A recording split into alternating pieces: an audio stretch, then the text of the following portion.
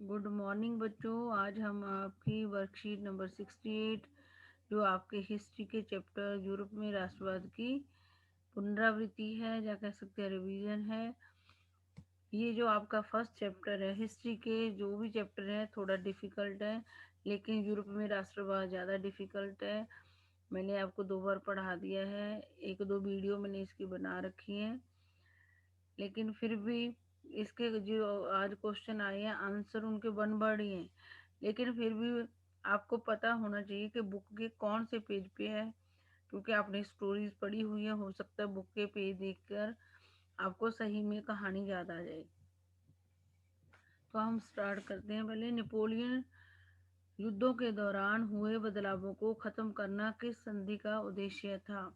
जब आप लोगों को पता है नेपोलियन आया था 1804 में फ्रांस में। उससे पहले क्या थी स्टोरी, 1774 में वहाँ लुई 16वां गद्दी पे बैठा था, जो निरंकुश राजा था।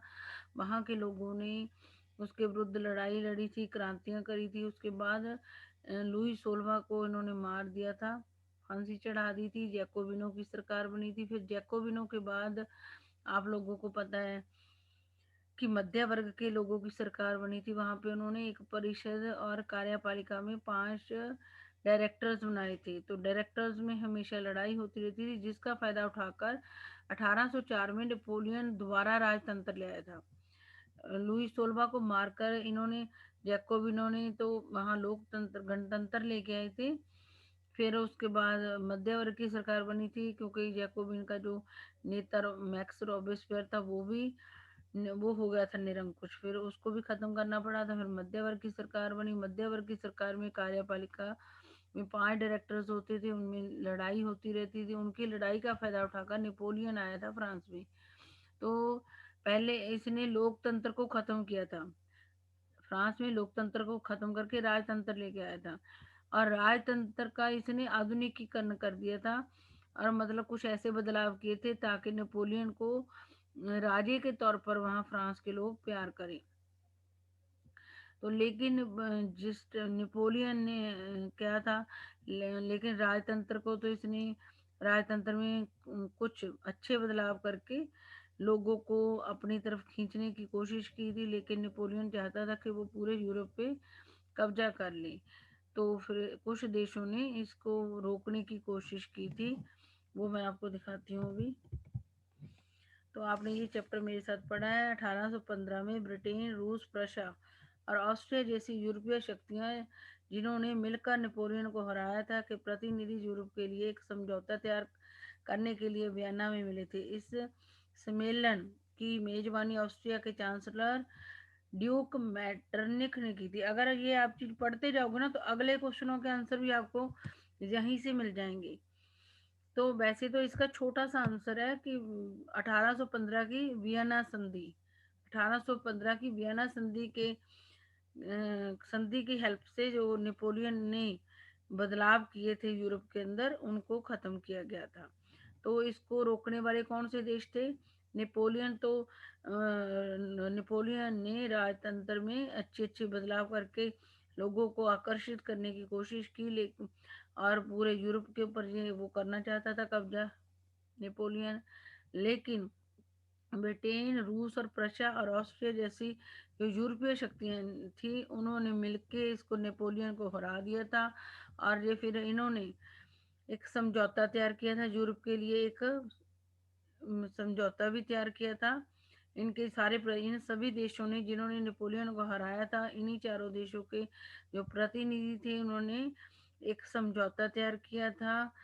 समझौता तैयार करने के लिए वो वियना में मिले थे। तो इसी वियना, जो इसकी मेजबानी थी वियना संधि की, वो ऑस्ट्रिया के चांसलर ड्यूक मेटरनिक ने की थी।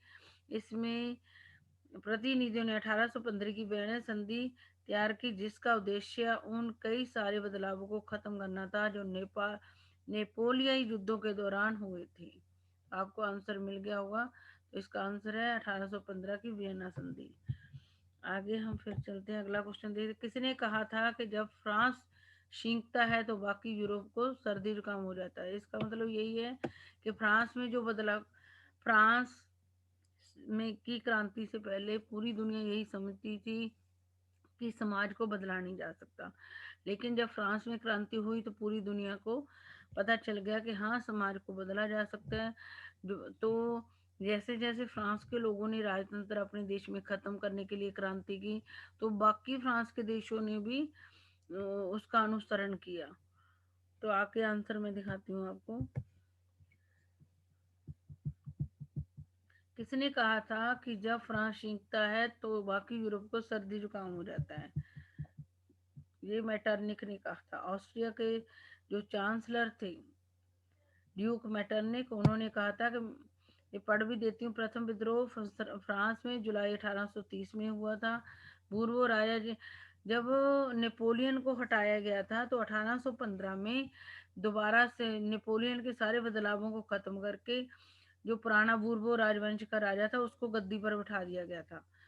1815 के बाद हुई रूढ़िवादी प्रतिक्रिया के दौरान सत्ता में बहाल किया गया उन्हें। अब उदारवादी क्रांतिकारियों ने 1815 में 1804 में नेपोलियन गद्दी पर बैठा था और उसके बाद चार देश हमने देखे, रूस, ऑस्ट्रिया वगैरह, ब्रिटेन वगैरह ने मिलके उसको हरा के नेपोलियन को उसने जो बदलाव किए थे यूरोप के अंदर उनको खत्म करके, तो 1830 में फिर उन्होंने वो कर दिया। 1815 में उन्होंने बूर्बो राजवंश को बिठा दिया था नेपोलियन को खत्म करके। नेपोलियन तो वाटरलू की लड़ाई में इनके देशों के साथ हार गया था और खत्म हो गया था। 1815 में फिर उसके नेपोलियन के सारे बदलाव खत्म करके वहाँ किसको बिठा दिया इन देशों ने? बूर्बो राजवंश को, जो पुराना लुई सोलवा का वंश था उसी को गद्दी पर बिठा दिया था। लेकिन फिर 1830 में उदारवादी क्रांतिकारियों ने इस बूर्बो राजवंश को फिर से उखाड़ फेंका और उनकी जगह एक सार्वभौमिक राजतंत्र स्थापित किया गया, संवैधानिक राजतंत्र वो स्थापित किया, जिसका अध्यक्ष लुईस फिलिप था। मैटरनिक ने एक बार ये मतलब कि 1815 में वो हटा दिया गया नेपोलियन। उसके बाद फिर बूर्बो राजवंश लुई सोलवा की फैमिली राज करने के लिए आ गई। लेकिन 1830 में उदारवादियों ने लुई सोलवा की जो बूर्बो राजवंश का था उसकी फैमिली को फिर हटा दिया और वहां पर संवैधानिक राजतंत्र आ गया था 1830 में, और जिसका अध्यक्ष लुईस फिलिप बना था। तो ये चीजें आप लोगों को पता होनी चाहिए जी। इसलिए मैंने इसके बड़े बड़े आंसर आंसर नहीं है, ये बड़े बड़े समझाने के लिए आपके लिए निकाले हैं। तो मैटरनिक ने एक बार फिर टिप्पणी की थी कि जब फ्रांस सीखता है तो बाकी यूरोप को भी सर्दी जुकाम हो जाता है। जुलाई क्रांति से वर्सेल्स में भी विद्रोह भड़क गया, जिसके फलस्वरूप united kingdom of the Netherland से अलग हो गया। मतलब जो चीज फ्रांस में होती थी तो जैसे राजतंत्र का विरोध फ्रांस में हो रहा था तो बाकी यूरोप के हिस्सों में भी जो निरंकुश राजे थे उनके विरुद्ध उनके जो उनकी प्रजा थी वो लड़ रही थी, लड़ने लगी थी। तो इसलिए ड्यूक मेटरनिक ने कहा था कि जब फ्रांस सीखता है तो बाकी यूरोप को भी सर्दी जुकाम हो जाता है। तो मेटरनिक कहाँ के चांसलर थे? ऑस्ट्रिया के चांसलर थे ड्यूक मेटरनिक, उन्होंने कहा था। अगला क्वेश्चन, थर्ड क्वेश्चन देखते हैं। किस संधि ने यूनान को एक स्वतंत्र देश के रूप में मान्यता दी थी? इसका आंसर देखते हैं। किस संधि ने यूनान को एक स्वतंत्र देश के रूप में मान्यता दी थी? ये वाली अंततः 1832 की कुस्तुनतुनिया की संधि ने यूनान को एक स्वतंत्र राष्ट्र की मान्यता दी थी। यूनान में राष्ट्रवादियों को निर्वासन में रह रहे यूनानियों के साथ पश्चिमी यूरोप के अनेक लोगों का भी समर्थन मिला, जो प्राचीन यूनानी संस्कृति के प्रति सहानुभूति रखते थे। कवियों और कलाकारों ने यूनान को यूरोपीय सभ्यता का पालना बताकर प्रशंसा की और एक मुस्लिम साम्राज्य के विरुद्ध जनून के संघर्ष के लिए जनमत जुटाया। अंग्रेज कवि लॉर्ड बायरन ने धन इकट्ठा किया और बाद में युद्ध में लड़ने भी गए, जहां 1824 में बुखार से उनकी मृत्यु हो गई थी। मतलब कि यूनान को स्वतंत्रता दिलवाने के लिए कवियों और कलाकारों ने भी इसका साथ दिया था यूनान का, और कवियों और कलाकारों ने यूनान को सभ्यता का पालना भी कहा था, यूरोपीय सभ्यता का।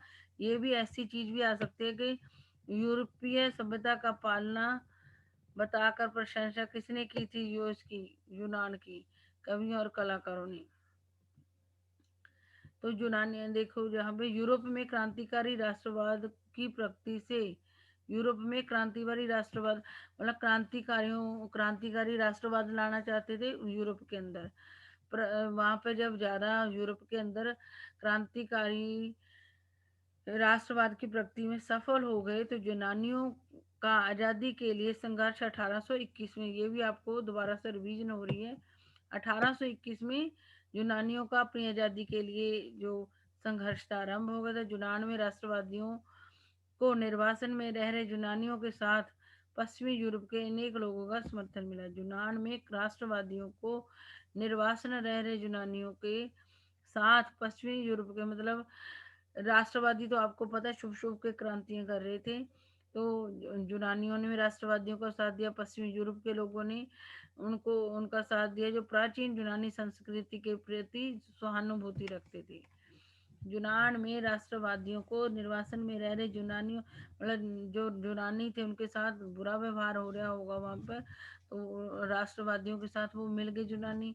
और पश्चिमी यूरोप के लोगों ने भी प्राचीन यूनानी संस्कृति के प्रति सहानुभूति रखते हुए यूनानियों का साथ दिया। कवि और कलाकारों ने यूरोपीय सभ्यता का पालना बताया यूनान को, और एक मुस्लिम साम्राज्य के विरुद्ध यूनान के संघर्ष के लिए जन्म दिखाया। और एक मुस्लिम साम्राज्य के विरुद्ध यूनान के संघर्ष के लिए, मतलब जो यूनान था उसका मुस्लिम यूरोप के अंदर किसी मुस्लिम साम्राज्य के विरुद्ध संघर्ष चल रहा होगा, उसमें भी साथ दिया सबने, राष्ट्रवादियों ने भी और पश्चिमी यूरोप के लोगों ने भी, और कलाकारों और कवियों ने भी उनका साथ दिया। और इस तरीके से उनको 1832 की कुस्तुनतुनिया की संधि के ने यूनान को एक स्वतंत्र, इसका आंसर तो इतना ही है, बस 1832 की कुस्तुनतुनिया की संधि। अगला पढ़ते हैं, क्वेश्चन कौन सा है? चौथा क्वेश्चन है, सत्य बतानी है। गैरी वॉल्डी ने लाल कुर्ती नामक सेना तैयार की थी, या तो हिंदी में बोल दिया लेकिन वहाँ रेड शर्ट्स लिखा हुआ है, तो इसका भी आंसर हम देखते हैं। सत्य है, ये देखो यहाँ पे है। जो जियोसेफी गैरिबोल्डी संभवतः इटली के स्वतंत्रता सेनानियों में से सबसे मशहूर थे। तो थोड़ी सी रिवीजन हो जाएगी, है तो इसका छोटा सा ही आंसर रेड शर्ट्स वाला, हाँ सत्य है, ये है तो सत्य, रेड शर्ट्स, उन्होंने हिंदी में लाल कुर्ती लिख दिया, तो सही है जी। तो जियोसेफी गैरिबोल्डी संभवतः इटली के स्वतंत्रता सेनानियों में सबसे मशहूर थे। उसका संबंध एक ऐसे परिवार से था जो तटीय व्यापार में संलग्न था। गैरिबोल्डी को इटली को स्वतंत्र करवाने में जिन सेनानियों ने अपना योगदान दिया था, उनमें से सबसे मशहूर थे जियोसेपी गैरिबोल्डी। उसका संबंध एक ऐसे परिवार से था जो तटीय व्यापार में, जो मतलब समुद्री व्यापार में लगा हुआ था उसका परिवार, और वह स्वयं व्यापारिक नौसेना में एक नाविक था गैरिबोल्डी। 1833 में उसकी मुलाकात मैथ्सिनी से हुई थी। मैथ्सिनी, यूसेपी मैथ्सिनी, ये भी इटली का ही है, से हुई थी। वह जंग इटली आंदोलन से जुड़ा था। ये यूसेपी मैथ्सिनी भी और यूसेपी गैरिबोल्डी भी। ये विद्रोह कुछ, मतलब आपने जो बच्चों ने, मेरी क्लास वाले बच्चों ने तो ये पढ़ा हुआ है। यूसेपी मैसिनी ने वहां पर क्रांतिकारियों के गुप्त संगठन बनाए थे, और ये यूसेपी गैरिबोल्डी भी यूसेपी मैसिनी से मिला था, और फिर वो ये यूसेपी गैरिबोल्डी जंग इटली का सदस्य बन गया था 1833 में। 1834 में पीडमोंट के गणतंत्रीय विद्रोह में उसने भाग लिया। ये विद्रोह कुचल दिया गया और गैरिबोल्डी को दक्षिणी अमेरिका भागना पड़ा था। यहाँ वह 1848 तक निर्वासन में रहा। निर्वासन का मतलब जैसे हम कह देते हैं कि सीताराम को वनवास के लिए जाना पड़ा था, तो ऐसे ही जो हार जाता था उसको लुक छिप कर रहना पड़ता था। 1854 में उसने विक्टर एमेनुअल सेकंड का समर्थन किया, तो इतालवी राज्यों को एकीकृत करने का प्रसार कर रहा था। जो मतलब ये जो विक्टर एमेनुअल सेकंड का समर्थन मिल गया था। गैरिबोल्डी कौन था? ये इटली के स्वतंत्रता सेनानियों में से एक था। उसका संबंध एक ऐसे परिवार से था जो समुद्री व्यापार में लगा हुआ था। वह स्वयं भी व्यापारिक नौसेना का एक नाविक था। 1833 में उसकी मुलाकात जो इटली का जियोसेपी मैसिनी क्रांतिकारी था उससे हुई, और वो इसने जियोसेपी मैसिनी यंग इटली एक गुप्त संगठन बनाया था, उसी का वो सदस्य, वो उससे जुड़ गया था ये गैरीबॉल्डी। और 1834 में पीडमोंट के गणतंत्रीय विद्रोह में, पीडमोंट भी जगह है वहाँ पे यूरोप में, उसके गणतंत्रीय विद्रोह में ये से भी गैरीबॉल्डी ने भाग ले लिया। लेकिन वो गणतंत्रीय विद्रोह जिसके विरुद्ध भी हो रहा था वो कुचल दिया गया। तो गैरीबॉल्डी को भागकर अमेरिका जाना पड़ा और वहां छुप छुप कर वो 1848 तक वहीं रहा अमेरिका में। और 1854 में उसने विक्टर एमेनुअल सेकंड का समर्थन किया, जो इटली राज्यों को एकीकृत करने का, मतलब विक्टर एमेनुअल सेकंड इटली के राज्यों को एक करने में लगा हुआ था। 1860 में गैरीबॉल्डी ने दक्षिण इटली की तरफ expedition of the south thousand 1860 में गैरीबॉल्डी ने दक्षिण इटली की तरफ एक्सपीडिशन ऑफ द थाउजेंड 1000 लोगों का अभियान का नेतृत्व। 1860 में गैरीबॉल्डी ने दक्षिण इटली की तरफ 1000 लोगों के अभियान का नेता बन गए, यानी कि वो नेतृत्व किया। तो इस अभियान में नए स्वयंसेवक जुड़ते गए और उनकी संख्या लगभग 30,000 तक पहुंच गई। मतलब इसने जो अभियान, ये जो इन्होंने 1,000 लोगों का अभियान शुरू करा था गैरीबॉल्डी ने 1860 में, उसमें और लोग भी जुड़ते गए, अपनी इच्छा से जुड़ते गए, और उनकी संख्या लगभग 30,000 पहुंच गई थी। मतलब इसने जो लाल कुर्ती वाली वो बनाई है सेना, वो उसकी संख्या कितनी थी सैनिकों की? 30,000। वे रेड शर्ट्स के नाम से लोकप्रिय हुए। मतलब गैरीबॉल्डी ने 30,000 लोगों की सेना बना ली थी जो रेड शर्ट्स के नाम से पॉपुलर हुए थे। इट मीन्स जो हमारा आंसर है वो सही है। ये पूछा इन्होंने, गैरीबॉल्डी ने लाल कुर्ती नामक सेना तैयार की थी। हाँ, सही है। आगे देखते हैं। और कारण नीचे दिए गए प्रश्न में दो प्राकथन दिए गए हैं और एक संकल्पना, और दूसरा कारण कथनों को पढ़िए और सही विकल्प का चयन कीजिए। 1848 के बाद यूरोप में राष्ट्रवाद का जनतंत्र और क्रांति से अलगाव होने लगा। मतलब 1848 में वहां पे क्या हो गया था कि जो पुराने विचार रूढ़िवादी लोग थे वो क्रांतिकारियों को दबाने में लगे हुए थे, जिसके कारण जो राष्ट्रवाद के विचार थे, जो जन लोकतंत्र और क्रांति से अलग होने लगे थे, क्योंकि क्रांतिकारियों को छुप छुप कर अपने काम करने, मतलब छुप के काम करना पड़ रहा था। और राष्ट्रवादी भावनाएं मध्य वर्ग में काफी तीव्र गति से विकसित हो रही थी। तो ये बताना है कि ये दोनों ठीक है, मतलब ये वो वाक्य हो गया, उसका कारण ये है। 1848 के बाद यूरोप में राष्ट्रवाद का जनतंत्र और क्रांति से अलगाव होने लगा। राष्ट्रवादी भावनाएं मध्य वर्ग में काफी तीव्र गति से विकसित हो रही थी। अलगाव का मतलब जुड़ाव होने लगा। 1848 के बाद यूरोप में राष्ट्रवाद, तो आपको पता ही, नेशनलिज्म, अपने देश के प्रति प्यार का जनतंत्र और क्रांति से लगा। मतलब यूरोप के अंदर हर देश चाहता था कि वहां पे लोकतंत्र आ जाए, और लोग उसके लिए लोकतंत्र लाने के लिए क्रांति कर रही थी। तो हाँ, यूरोप की, आपने फ्रांस में पढ़ा, वहां पे फ्रांस में भी मध्य वर्ग के लोगों ने ही निरंकुश राजा के विरुद्ध क्रांति की थी। तो इसका मतलब ये पहला कारण सही है। इसका मैं आपको बुक का भी दिखा देती हूँ। ये देखो, जयो से भी ये हो गया अपना, अगला दिखाती हूँ।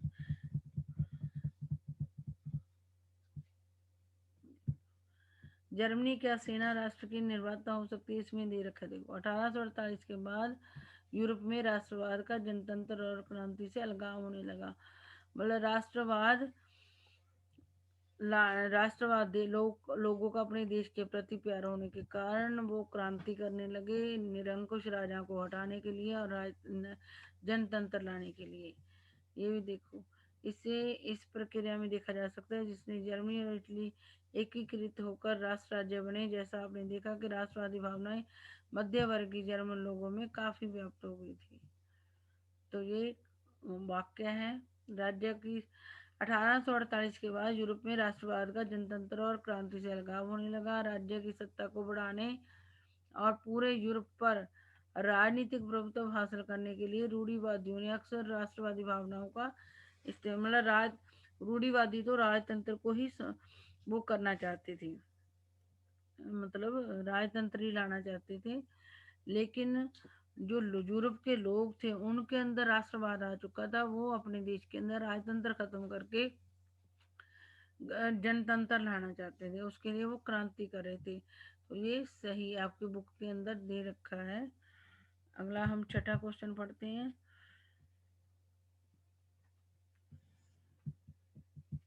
रेखांकित शब्दों को सही करके वाक्यों को लिखी। काबुल को जर्मनी का बिस्मार्क का समझा जाता है। बच्चों यहाँ पर ये नहीं लगेगा, यहाँ पे जर्मनी के नीचे लगेगा, क्योंकि जर्मनी के एकीकरण में मुख्य भूमिका ऑटो ऑटोबन बिस्मार्क ने निभाई थी। और इटली के एकीकरण में, जर्मनी के एकीकरण में ऑटोबन बिस्मार्क ने मुख्य भूमिका निभाई थी, और इटली के एकीकरण में काबुल ने। तो काबुल ने इटली का, तो यहाँ पे इटली आएगा। काबुल को इटली का बिस्मार्क समझा जाता था। ये देखो, मंत्री प्रमुख काबुल, जिसने इटली के प्रदेशों को एकीकृत करने वाले आंदोलन का नेतृत्व किया। तो काबुल की जगह इटली आएगा। तो ये तो बिस्मार्क तो जर्मनी का है ही। तो जो भूमिका बिस्मार्क ने जर्मनी के एकीकरण में निभाई थी, वही काबुल ने इटली के एकीकरण में निभाई थी। इसलिए काबुल को इटली का बिस्मार्क समझा जाता है। जर्मनी का बिस्मार्क कौन है? बिस्मार्क ही है। जर्मनी का एकीकरण करने वाला बिस्मार्क है। तो जर्मनी के एकीकरण में जो भूमिका बिस्मार्क ने निभाई, वो इटली के एकीकरण में काबुल ने निभाई, इसलिए काबुल को इटली का बिस्मार्क कहा जाता है। तो अगला क्वेश्चन देखते हैं। सही मिलान कीजिए। तो मैस्सिनी जो थे, जियोसेपी मैस्सिनी तो इटली के क्रांतिकारी थे, और बिस्मार्क ने जर्मनी के एकीकरण में भूमिका निभाई थी। लेकिन हमने ये मिलान नहीं करने, वैसे बता रही हूँ, ये तो गलत है। तो मैस्सिनी तो इटली के साथ आना चाहिए था, बिस्मार्क जर्मनी के साथ। तो ये तो दोनों मिलान गलत है, फिर ये भी गलत है। काबुल को, ये आपने पता, काबुल इटली के साथ है, तो ये भी गलत है। ब्रिटेन के साथ तो है ही नहीं इसका। तो मैटरनिक ऑस्ट्रिया के चांसलर थे, तो ये वाला आंसर सही है। तो ये हम दिखा भी देती हूँ आपको।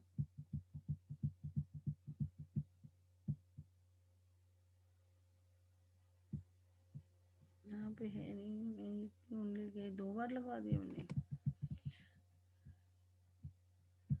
तो वो मैटरनिक ही थे। ये वाला सही है, ऑस्ट्रिया का मैटरनिक है। आगे हम 8वां क्वेश्चन देखते हैं। निम्नलिखित में से कौन सा कथन इटली के एकीकरण के विषय से संबंधित नहीं है? तो जियोसेपी मैस्सिनी ने अपने लक्ष्य की प्राप्ति के लिए खुफिया संगठन की स्थापना की, ये सही है। प्रधानमंत्री काबुल ने, प्रधानमंत्री नहीं, प्रमुख मंत्री लिखना था जहाँ पे, वैसे गलती से लिखे, प्रधानमंत्री भी लिख सकते हैं हम, प्रधानमंत्री, प्रमुख मंत्री। काबुल ने इटली संघ की स्थापना के लिए आंदोलन का नेतृत्व किया था, ये भी सही है। इटली के एकीकरण के लिए इसने काम किया था। काबुल ने 1861 में विक्टर एमेनुअल द्वितीय ने स्वयं को संयुक्त इटली का राजा घोषित किया था, ये भी सही है। ऑटोबन बिस्मार्क ने इटली के एकीकरण का सूत्र, हमें पता है, ऑटोबन बिस्मार्क ने इटली का नहीं, जर्मनी का करा था। इटली का नहीं, जर्मनी के एकीकरण में महत्वपूर्ण भूमिका निभाई थी। तो हमारा इसका मतलब इटली के एकीकरण से संबंधित पहला ठीक है, दूसरा ठीक है, और तीसरा ठीक है। ये लास्ट वाला गलत है। ये हम देख भी लेते हैं, मैंने बुक के पैराग्राफ में भी दिखाया। देखो, जियोसेपी मैस्सिनी ने इटली के एकीकरण के लिए गुप्त संगठन बनाए थे। प्रमुख मंत्री प्रमुख काबुल, जिसने इटली के प्रदेशों को एकीकृत करने वाले आंदोलन का नेतृत्व किया था। और 1861 में एमेनुअल द्वितीय को एकीकृत इटली का राजा घोषित किया गया, जैसे ही है। और ये जो है, ये 2 बार लगा दिया मैंने। एकीकृत करने वाले आंदोलन का नेतृत्व किया था। तो ये आपको सही होगा, वो गलत है। अब आगे देखते हैं अगला क्वेश्चन। ये वाला चित्र का बताना कौन है? जो जन्म, आपको पहले भी पता है कि जब पुराने समय में देश जैसे भारत को दिखाने के लिए भारत माता, भारत का नारी रूप, देशों को नारी रूप में दिखाया जाने लगा था। भारत को भारत माता के रूप में, और जर्मन को जर्मनी का नारी रूप है जो जर्मेनिया। तो आपको दिखा दूँ आपको, जर्मनी का नारी रूप जर्मेनिया है। ये देखो इसमें भी लिख रखा है जर्मेनिया। इसका चित्रकार फिलिप वेट ने बनाया था 1848 में। चित्रकार ने जर्मेनिया के इस चित्र को सूती झंडे पर बनाया, चित्र को सूती झंडे पर, जो कि इसे सेंट पॉल चर्च की छत से लटकाया था। ये सूती का कपड़े पे, सूती कपड़े के झंडे पर बनाया गया इसको, और इसको सेंट पॉल चर्च में टांगा गया था। ये जर्मनी का नारी रूप जर्मेनिया है, जिसको फिलिप वेट ने बनाया था। 10वां क्वेश्चन देखते हैं। रिक्त स्थान की पूर्ति कीजिए। लेकिन ये वाला जो इन्होंने दे रखा है ना, तो ये आपकी बुक के अंदर नहीं है ये चीज। तो इसने वैसे बिस्मार्क है, मैंने वो करा था, गूगल पे सर्च करा था, इसका नाम बिस्मार्क ने जर्मनी के एकीकरण के लिए रक्त तथा लौह की नीति अपनाई। ये तो पता ही है, जर्मनी का एकीकरण करने में ऑटो वन बिस्मार्क का महत्वपूर्ण वो है। लेकिन ये वाला कि उन्होंने रक्त और लौ की नीति अपनाई, ये आपकी बुक के अंदर नहीं दे रखा। तो जर्मनी के करने के लिए जो लड़ाई लड़ी थी, तो ऑटो वन बिस्मार्क ने लड़ी थी। तो इसलिए हम कह सकते हैं कि हो सकता है किसी और बुक में लिखा हुआ हो कि बिस्मार्क ने जर्मनी के एकीकरण के लिए रक्त तथा लौ की नीति अपनाई थी। तो बच्चों, मैंने आंसर बड़े नहीं लिखे, मैंने इस चैप्टर की जो यादें हैं उनको ताज़ा करने के लिए बड़े बड़े चैप्टर के स्क्रीनशॉट इसमें ऐड किए हैं, ताकि आपको वन वर्ड रट्टा ना लगाना पड़े, आसानी से याद हो जाए। तो प्लीज़ इस वीडियो को सारे बच्चे अच्छी तरीके से देख लेना। अगर आपको पसंद आए तो लाइक और सब्सक्राइब करना मत भूलना। थैंक यू बच्चों।